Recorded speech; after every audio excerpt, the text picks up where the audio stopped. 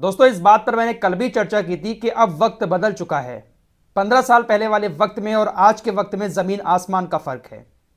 15 साल पहले अमेरिका के पास वो ताकत थी कि वो दुनिया के किसी भी कोने में किसी भी देश के साथ कुछ भी कर सकता था।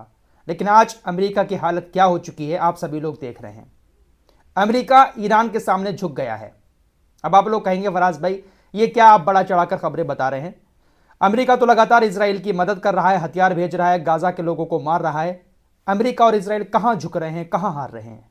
मेरे दोस्तों, गाजा के आम लोगों को मारने के बावजूद भी अमेरिका और इजराइल इस जंग में अभी तक जीत नहीं पाए हैं और ना ही ये लोग जीत पाएंगे। अमेरिका ईरान के सामने कैसे झुका है, क्या है खबर, सबूत के साथ सारी चीजें आपको दिखाने की कोशिश करूंगा। साथ ही साथ वीडियो के लास्ट में एक अपने देश की भी खबर है। भारत के बहुत सारे राज्यों में ट्रक ड्राइवर, ट्रक यूनियन हड़ताल पर हैं। मोदी सरकार ने एक नया कानून बनाया है, उस कानून को लेकर पूरे देश में ट्रक ड्राइवर चक्का जाम कर रहे हैं। बहुत बड़ी खबर है, यह भी आपको जरूर सुननी चाहिए। खबर ऐसी आ रही है कि अमेरिका ने सऊदी अरब और ईरान को एक सीक्रेट मैसेज भेजा है। सीक्रेट मैसेज भेजकर कुछ बातचीत करने को कहा है, जिसके बाद सऊदी अरब के जो सुरक्षा अधिकारी हैं वो ईरान के तेहरान पहुंच चुके हैं। ईरान के तेहरान में सऊदी अरब और ईरान के अधिकारियों के बीच कोई बातचीत हो रही है। यह सीक्रेट मैसेज जो भेजा है अमेरिका ने, यह दर्शाता है कि अमेरिका ईरान के सामने हार चुका है और इसकी सबसे बड़ी वजह यह तस्वीर है। आप मानो या मत मानो, लेकिन इजराइल और अमेरिका अगर इस जंग में झुकेंगे तो हुतीज की वजह से झुकेंगे, क्योंकि हुतीज ने लाल सागर के अंदर पूरी दुनिया के नाक में दम कर रखा है। रात की ही खबर है, ब्रिटिश के एक तेल के जहाज को हुतीज ने लाल सागर में जलाकर राख कर दिया। ब्रिटिश समुद्री व्यापार प्राधिकरण ने इस बात की जानकारी देते हुए कहा है कि यह दुर्घटना यमन के होदैदा से 55 समुद्री मील दक्षिण पश्चिम में हुई है। हुतियों ने ब्रिटेन के एक बहुत बड़े तेल के जहाज को निशाना बनाया, जिसमें बुरी तरह से आग लग गई है। तस्वीरें आपकी स्क्रीन पर हैं। यह वजह है अमेरिका और इजराइल के झुकने की। समुद्र में बैठकर हुतीज यूरोप के देशों को, अमेरिका, इजराइल जैसे देशों को कितना नुकसान पहुंचा रहे हैं, इसका आप अंदाजा भी नहीं लगा सकते। दुनिया के तमाम देशों का प्रेशर इजराइल और अमेरिका के ऊपर पड़ रहा है कि आप अगर गाजा पर हमले बंद नहीं करेंगे तो हुतीज हमारे जहाजों को निशाना बनाते रहेंगे, हमारे देश को नुकसान होता रहेगा।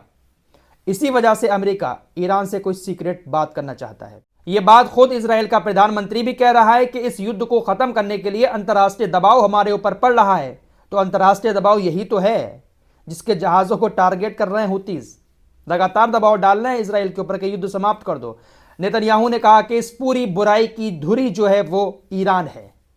इजराइल और अमेरिका को यही लगता है कि जो भी कुछ हो रहा है, जितने भी संगठन एक्टिव हैं, वो सब ईरान की वजह से हैं। तो इसीलिए अमेरिका ने ईरान को एक सीक्रेट मैसेज भेजा है। दोस्तों, आज आपको यह बात माननी पड़ेगी कि अगर इजराइल इस जंग को रोकता है, अपने सैनिकों को गाजा से वापस बुलाता है, तो वो सिर्फ और सिर्फ यमन के हुतीज की वजह से होगा। वरना इस्लामिक देशों की इतनी औकात नहीं है कि वो इजराइल और अमेरिका जैसे देशों को समझाकर जंग को खत्म करवा सकें। इजराइल के पूर्व प्रधानमंत्री एहुद ओलमर्ट ने कहा है कि गाजा पर युद्ध बंद करो, हमास को खत्म नहीं किया जा सकता। नेतन्याहू से कहा है कि युद्ध बंद करके अपनी सेना को वापस ले आओ, हमास को खत्म करना इतना आसान नहीं है और उसको खत्म किया ही नहीं जा सकता। शीघ्र अमेरिकी नौसैनिक कमांडर ने कहा है कि हुतीज समुद्र के अंदर जहाजों पर हमले रोकने का कोई भी संकेत नहीं दे रहे हैं। वो लगातार हमले किए जा रहे हैं और उनका इरादा आगे भी लगातार हमले करने का है। उनको रोकना नामुमकिन है। देख रहे हो वक्त कैसे बदलता है। जो अमेरिका 15 साल पहले किसी को भी डरा धमकाकर सारे देशों को इकट्ठा करके हमले कर देता था, आज कोई भी देश अमेरिका के साथ गठबंधन बनाने को तैयार नहीं है। वक्त बदल चुका है। दोस्तों, एक और बड़ी खबर यह है कि चाइना भी इस युद्ध में हमास के साथ है और चाइना भी हमास को हथियार भेज रहा है। दरअसल इजराइल के चैनल 12 ने यह जानकारी दी है कि आईडीएफ ने बताया गाजा के अंदर बहुत बड़ी मात्रा में मेड इन चाइना हथियार इस्तेमाल होते हुए दिखाई दिए। हमास के लड़ाके जिन हथियारों का इस्तेमाल करते हुए दिखाई दिए, उसमें से बहुत बड़ी तादाद में मेड इन चाइना हथियार हैं। तो कह सकते हैं कि इस जंग में चाइना भी हमास को हथियार सप्लाई कर रहा है। अमेरिकी वॉल स्ट्रीट जर्नल ने जानकारी दी है कि उत्तरी लेबनान के बॉर्डर पर इजराइल के 2,30,000 लोग अपने घरों को छोड़कर चले गए हैं। हिजबुल्लाह ने उत्तरी इजराइल के बॉर्डर पर भयानक हमले किए हैं, जिसकी वजह से 2,30,000 इजरायली विस्थापित हो गए हैं। तो हिजबुल्लाह भी बहुत बड़ी चोट लेबनान के बॉर्डर से लगातार इजराइल को दे रहा है। भले ही यह वक्त आपको परेशान करता हो, लेकिन सब्र रखिए, वक्त जरूर बदलेगा। फिलहाल अपने देश की खबर की तरफ चलते हैं। नए साल पर देश के कई राज्यों में ट्रक ड्राइवर और ट्रक यूनियन हड़ताल पर हैं। चक्का जाम कर रखा है। लंबे लंबे कई जगहों पर जाम भी देखने को मिल रहे हैं। सभी ट्रक ड्राइवर अपने अपने घरों पर वापस आ रहे हैं। दरअसल मामला एक नए कानून से जुड़ा है, जिसकी जानकारी मैंने आपको कई दिन पहले दे दी है। अमित शाह ने लोकसभा में एक नया कानून पारित किया है और यह कानून पास हो भी चुका है और यह कानून हिट एंड रन केस को लेकर है। दरअसल अमित शाह ने इस कानून को पास करते हुए कहा कि अगर कोई शख्स रोड पर निकलकर किसी का एक्सीडेंट कर देता है और एक्सीडेंट करने के बाद अगर वो उसको वहीं छोड़कर भाग जाता है तो उसको 10 साल की जेल होगी। इसमें भी 2 तरह के नियम हैं।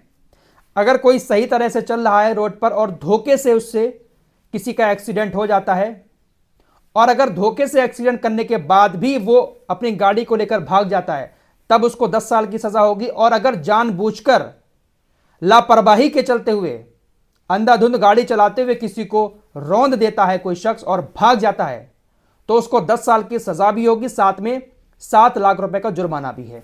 अमित शाह ने इस कानून को बनाते हुए कहा कि अगर रोड पर आपसे एक्सीडेंट हो जाता है तो आप उसको छोड़कर नहीं भागेंगे, बल्कि उसको उठाकर हॉस्पिटल तक ले जाएंगे या पुलिस वगैरह को इन्फॉर्म करेंगे।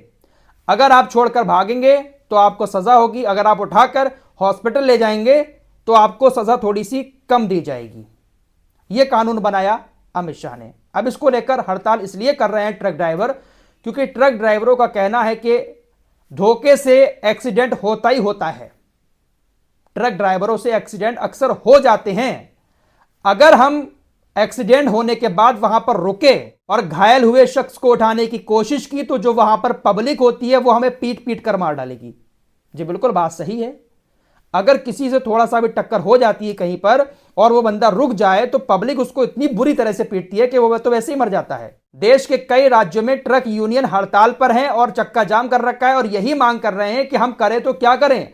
अगर एक्सीडेंट धोखे से हो जाता है, हम वहां पर रुकते हैं तो पब्लिक हमें पीट पीट कर मार डालेगी, और अगर हम भाग जाते हैं अपनी जान बचाकर तो हमें 10 साल की सजा हो जाएगी। तो आखिर हम करें तो क्या करें। इस कानून में बदलाव करना जरूरी है। इसी कानून के चलते हुए देश के कई सारे बड़े बड़े राज्यों में ट्रक ड्राइवर हड़ताल पर हैं। चक्का जाम कर रखा है, कोई भी अपने ट्रक को इधर से उधर नहीं चला रहा है, जिसकी वजह से आने वाले दिनों में हो सकता है महंगाई भी बढ़ जाए और बहुत सारी चीज़ों की कमी भी हो जाए, क्योंकि जो भी माल ढुलता है देश के अंदर वो ट्रकों के जरिए ही ढुलता है। भारत के अंदर 28 लाख ट्रक हैं जो हर साल 100 अरब किलोमीटर से ज़्यादा की दूरी तय करते हैं। 80 लाख से ज़्यादा ड्राइवर हैं जो ट्रक चलाते हैं। सभी के सब हड़ताल पर अगर चले गए तो सोचिएगा देश में क्या होगा। फिलहाल इस कानून को लेकर आप लोगों की क्या राय है, कमेंट बॉक्स में ज़रूर बताएं। मिलते हैं एक और नई वीडियो के साथ, तब तक के लिए अपना ख्याल रखिए।